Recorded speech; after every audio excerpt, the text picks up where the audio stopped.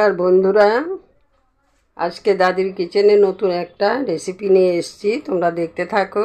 যারা ফেসবুক থেকে দেখছো তারা ফলো করবে, যারা ইউটিউব থেকে দেখছো তারা সাবস্ক্রাইব করবে।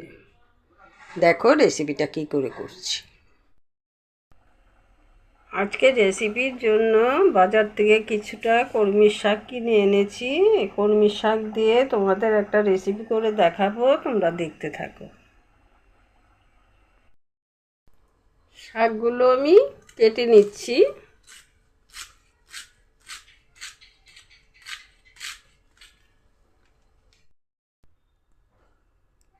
এখানে কিছুটা বেগুন কেটে নিয়েছি আর কিছুটা আলু কেটে নিয়েছি, এভাবে করে কেটেছি।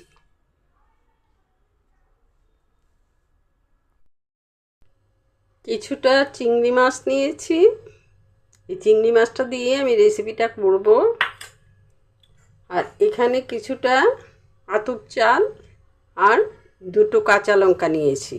চালটা ভিজিয়ে আমি বেটে নেব, তোমরা দেখতে থাকো। এখানে কড়া বসিয়ে দিয়েছি, কড়াতে তেল দিয়ে দিয়েছি। তেলটা গরম হয়ে গেছে। আমি এখন আলু আর বেগুনটা একসাথে ভাজা করে নেব। দিয়ে দিচ্ছি হলুদ গুঁড়ো,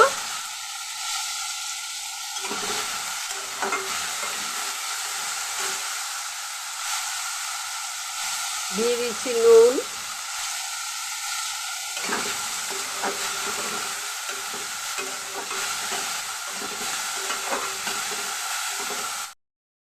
আলু বেগুনটা আমার ভাজা হয়ে গেছে, এখন নামিয়ে নেব। আলু বেগুনটা ভাজা করে যে তেলটা ছিল সেই তেলটার মধ্যে আমি চিংড়ি মাছগুলি দিয়ে দিচ্ছি।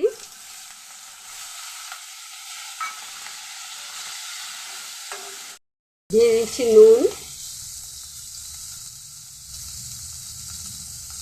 আর অল্প করে হলুদ গুঁড়ো।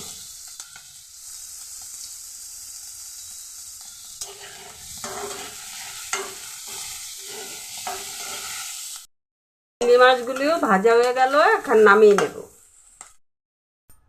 কড়াতে তেল দিয়ে দিয়েছি, এটা গরম হয়ে গেছে। এখন শুকনো লঙ্কা দিয়ে দিচ্ছি।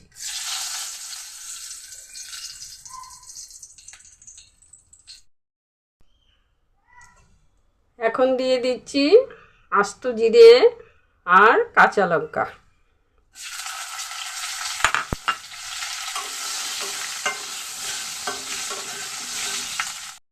সাথে দিয়ে দিচ্ছি তেজপাতা।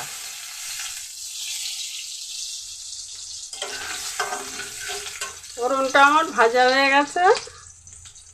এখন আমি শাকটা ধুয়ে রেখেছিলাম ওটা দিয়ে দিচ্ছি।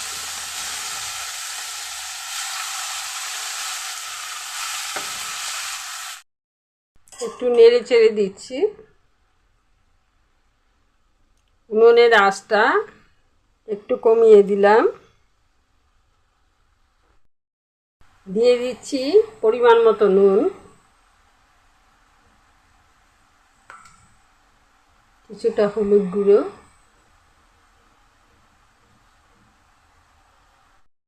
কিছুটা সময়ের জন্য ঢেকে দিচ্ছি। ঢাকনাটা তুলে নিচ্ছি।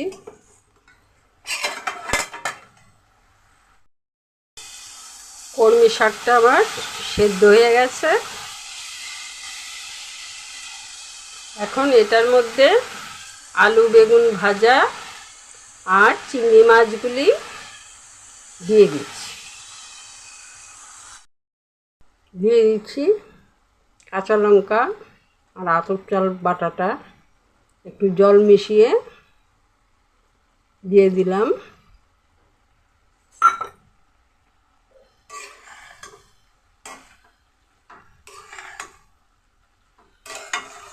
তোমরা একটিবার রান্না করে খেয়ে দেখবে, খুব টেস্টি হয় রান্নাটা। নিরামিষ রান্নাও করতে পারবে। আমি আজকে চিংড়ি মাছ দিয়ে করলাম। অনেকে অনেক রকমভাবে এটা রান্না করে, তাই আজকে আমি কলমি শাকটা কলমি ঘন্ট করে নিলাম। কলমি শাকের ঘন্ট বলে এটাকে।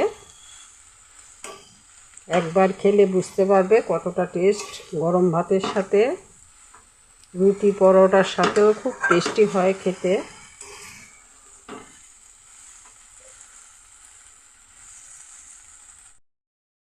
দেখো ঘন্টটা কতটা মাখো মাখো হয়েছে, এতে তো দারুণ হবে। বুঝতেই পারছো তোমরা, গরম ভাতের সাথে আর কি চাই। এক থালা ভাত উড়ে যাবে। নামিয়ে নেব এখন, রান্নাটা আমার হয়ে গেছে। আজকের রেসিপিটা এখানেই শেষ করছি। তোমরা এভাবে বানিয়ে খাবে, খেয়ে আমাকে জানাবে। তোমরা ভালো থেকো, সুস্থ থেকো।